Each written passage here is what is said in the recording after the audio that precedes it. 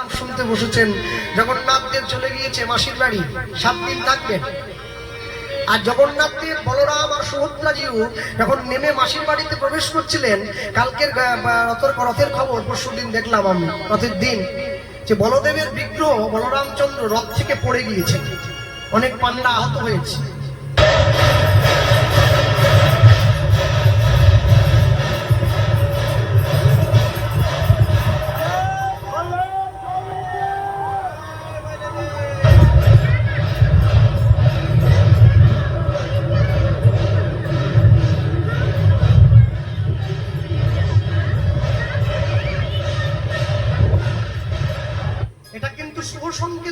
অশুভ সংকেত, যে রথে ভগবান বসে থাকেন সেই রথ থেকে ভগবান যদি নামাতে গিয়ে পড়ে যান, এটা মানুষের জীবনে একটা দুঃখ নেমে আসছে।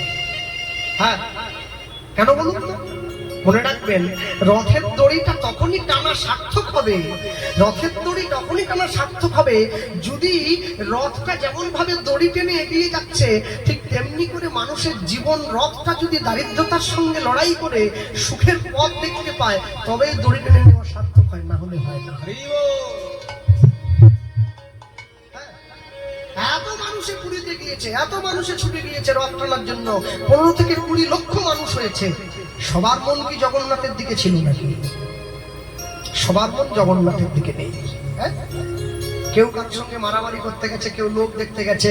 রথযাত্রা লোক, বাংলাদেশের বগুড়ায় রথ টানতে গিয়ে কত মানুষ বিদ্যুতিক তারে শক খেয়ে মারা গেল। তাহলে আপনারা কি বলবেন, জগন্নাথ দেব সবাইকে কি একটা কাছে ডেকে নিয়েছে? কত মানুষের কত কটূক্তি করছে, এই তো ভগবান, তোমাদের ভগবান যদি ছিল তাহলে এত মানুষকে বাঁচালো না কিসের জন্য? মানুষ মরে গেল।